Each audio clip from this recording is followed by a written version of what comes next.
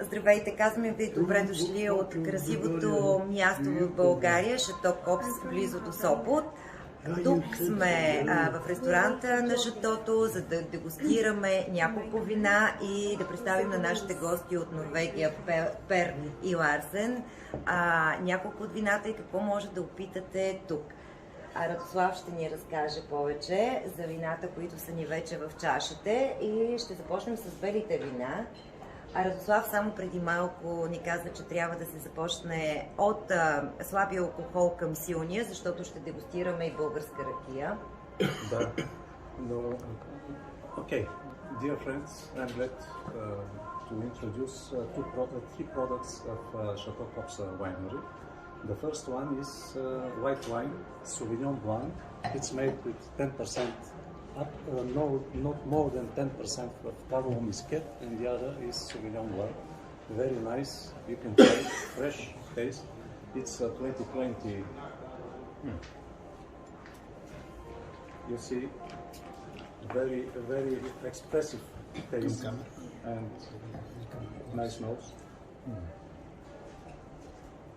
Ако трябва на български сега... It's ideal for vegetables, for fish, this wine. Maybe Larsen could help us because he is quite in us. What do you see like a good combination for food and drink? It's a very European Sauvignon Blanc because it has this kind of grassy notes and also I don't know the name in English, but there's a particular berry, gooseberry it's called. It's very light and fresh on the nose, and it has the right acidity on the taste. And for me, this is like you can have fish with a buttery sauce because it will cut through the fat in the sauce and enhance the fish taste. So, and also, I would say for a terrorist, just sitting in the sun, enjoy life and a good glass of wine. Wow. Okay, Per, which one you love? Red, white, rosé? Mostly the red. Okay. Me too. And I found a great love here in Bulgaria some years ago with Melnik area. Aha. This is another region. It's maybe for the next program when you come next year in Bulgaria, or even in the summer, we should go to Melnik. It would be nice to come back there again. Okay, we will try next wine. What do you think about this wine, this cepage? It's very interesting. It's a little bit close because it's a little bit cold, but it has definitely some fatty notes to the nose. And Do you feel the light frisant I felt? Very slight. you have a little bit of sweetness. You have almost like a Gewürztraminer kind of taste to it. A little bit of the sweetness and the roses and things coming through on the taste. You don't get that on the nose immediately. I think it will become a little bit too acidic with fruit because of the sugar content in the fruit. Cheese? Cheese I believe is, some white cheeses, maybe a little bit matured white cheeses will be good. Like Bulgarian cheese? Yeah, probably. I haven't tasted those, but something along those lines, I believe. Goes well with some fish dishes as well, because when you have the veg and the fish. But you have to choose the food to the wine. You don't choose wine to the food, because the wine is stable and the food is variable, so it's easier to make food to the wine.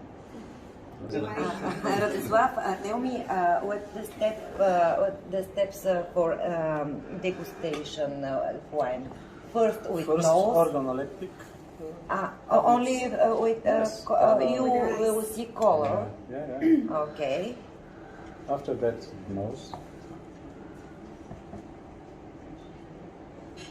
And finally, we'll sip a little.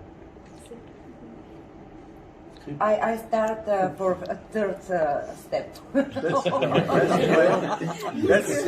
That's the best way.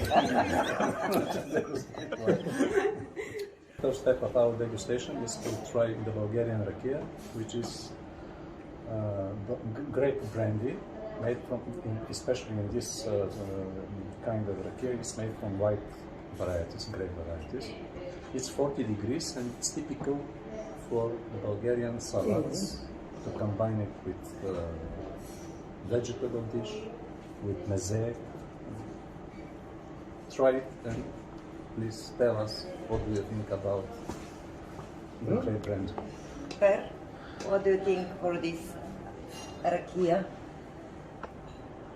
It was good. Tasted really good, but I can like to have a glass of that without any kind of food. Aha, that's right. Yes. Just for degustation. Yes. Yeah. This is for breakfast. Yeah. I think they have used a lot of precision to make this because it's a very pure and delicate product. It has the fruity notes and a little bit of sweetness without sweetness. On the top.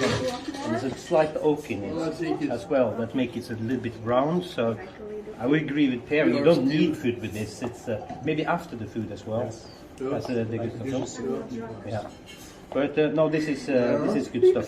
Very good stuff. The rosemary in this product? Yes, you have on the nose a little bit of fruitiness and some. A simple lunch. What is a typical traditional drink for Norway? Typical drink, strong typical. It's called aquavit. Aquavit. Yeah. Aquavit. It's based on How potato. many percent is alcohol? Normally around 40. 40. 40%. Depends usually on the producer. Yeah, maybe sometimes more. Yeah.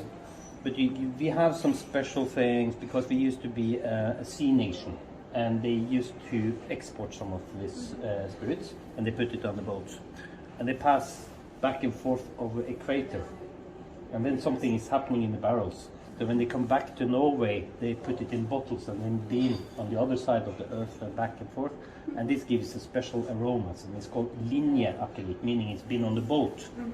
So you have the local, and then you have the one on the boats. And maybe it's necessary to say that the spirit of the aquavit is made from grain and from potatoes and from... It's made from potatoes. Potatoes. So it's with different spices, cumin, and a lot of local varieties of spices. Dill, maybe dill or not? That's a little bit more in Sweden and Denmark. It might be some dill seeds into it, but in most in Norway it's oaked. In Sweden and Denmark it tends to be non-oaked or very slightly oaked. But the old ones, which has been matured 12, 15 years on the barrel, it starts to look and taste a little bit more like a cognac, armagnac, whiskey. It goes to the higher, the flavors of the barrels as well. But we should have brought a couple of bottles so we could figure it out. Next time. Yeah. Absolutely. Yes. Zewa is the oldest name, traditional name for alcohol. Good name. Zewa. It's before alcohol, which comes from Arabic. Yeah, I know. From Arabic. Yeah. Какви са тези вина? Само да ги кажеш. In the case, it's Chardonnay, and the rosé is, I don't know even. Some white, some It's written. Радослав, от какво? Розето е интересно, от какво грозде се прави? Rosé is produced from red wines. Yes. Mainly, 90%. Това е слабо розе, да.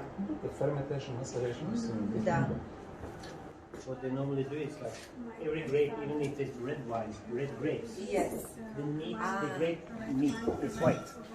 Yes. So it depends on how long you make the skin of the grapes in contact. If you take off the skins, Yes. then it will be a white wine, even if it's a red grape.